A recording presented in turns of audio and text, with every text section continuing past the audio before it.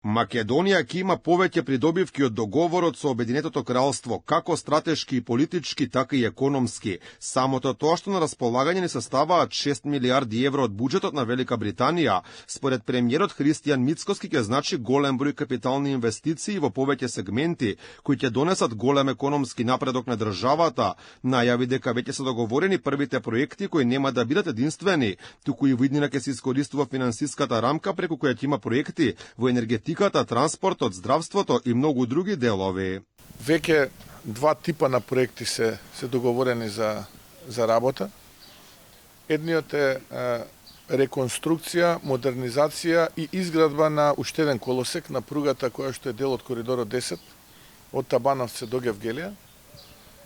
И втората група проекти се практично во здравството. Тоа е конечно завршување на клиничкиот центар Штип, заедно со медицински факултет и студентски дом со 200 легла, конечно завршување на болницата во Кичево и реконструкција на клиничката болница во Тетово. Ќарот од овој договор не е само економската страна, туку и политичката. Ваквите стратешки договори, посебно со моќни светски сили како што е Велика Британија, ја позиционираат Македонија на повисоко место на светската политичка сцена. Колку повеќе стратешки договори вакви имаме за стратешко партнерство и пријателство со големи и значајни светски фактори, земји, како што е Обединетото кралство, толку подобро ќе биде и за Македонија како држава, но и за граѓаните, се разбира. И јас овој договор го гледам како чекор напред во таа насока. И убеден сум дека овој вид на пријателство и партнерство може да донесат само добри работи. Во разговорите при договорањето на стратешкото партнерство тема били и евроинтеграциите на Македонија и Велика Британија, како и повеќето земји од Европската унија, биле свесни дека она што и се случува на Македонија од страна на Бугарија е целосно неразумно.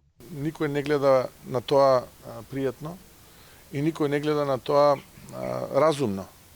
За жал, ние имаме неразумна пречка пред нас, која што пледира да биде пречка која што ќе се повторува во рамките на тој процес на преговори. Ние сакаме да преговараме со јасен предвидлив крај. Ако испорачаме мерливи резултати, да добиеме полноправно членство, а не да се занимаваме со билатерални прашања. Во моментов се преговараат сите параметри околу тоа на кој начин ќе се користат финансиските средства, а условите и деталите кои ќе ги добија Македонија ќе бидат убедливо најдобри досега. Мицковски кажа дека се вклучени тимови од неговиот кабинет, од Министерството за транспорт, за финансии, за здравство. Оваа недела во официјална посета на Лондон ќе замине висока владина делегација предводена од вице-премиерот и министер за транспорт Александар Николовски, при што ќе биде подпишан договорот влада со влада.